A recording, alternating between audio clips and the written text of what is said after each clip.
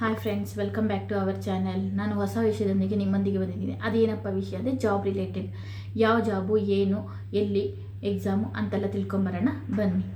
ಕರ್ನಾಟಕ ಲೋಕಸೇವಾ ಆಯೋಗ, ಅದರಲ್ಲಿ 945 ಹುದ್ದೆಗಳು ಖಾಲಿ ಇದೆ. ಆಸಕ್ತಿಯುಳ್ಳ ಅಭ್ಯರ್ಥಿಗಳು ಬಂದ್ಬಿಟ್ಟು ಅಪ್ಲಿಕೇಶನ್ನ ಹಾಕ್ಬೋದು.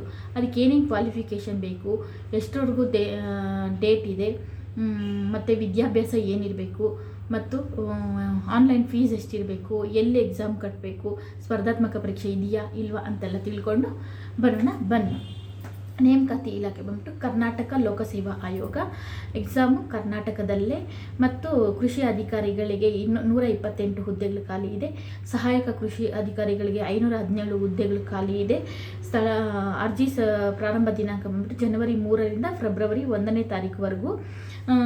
ವಿದ್ಯಾರ್ಹತೆ ಬಂದ್ಬಿಟ್ಟು BSc BTech, science and technology ಮತ್ತು ಕೃಷಿ ಇಂಜಿನಿಯರಿಂಗ್ ಆಗಿರಬೇಕು.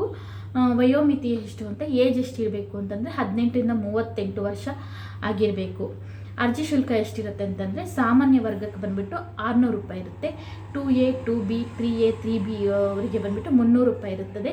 ಮಾಜಿ ಸೈನಿಕರಿಗೆ ಬಂದುಬಿಟ್ಟು 50 ರೂಪಾಯಿ. SC ST ಮತ್ತು ಅಂಗವಿಕಲರಿಗೆ ಫ್ರೀ.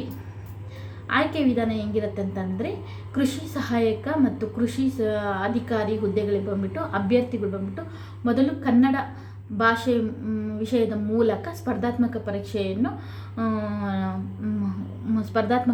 ಮೂಲಕ ಆಯ್ಕೆಯನ್ನು ಮಾಡ್ಕೊತಾರೆ.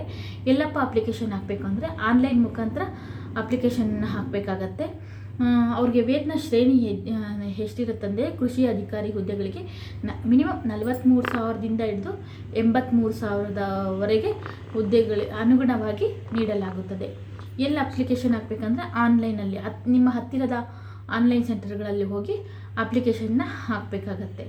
ಈ ವಿಡಿಯೋ ಇಷ್ಟ ಆದರೆ ಲೈಕ್ ಮಾಡಿ, ಶೇರ್ ಮಾಡಿ, ಸಬ್ಸ್ಕ್ರೈಬ್ ಮಾಡಿ ಫ್ರೆಂಡ್ಸ್. ಮುಂದಿನ ವಿಡಿಯೋದಲ್ಲಿ ಸಿಗ್ತೀನಿ. Thank you. Take care. Bye bye.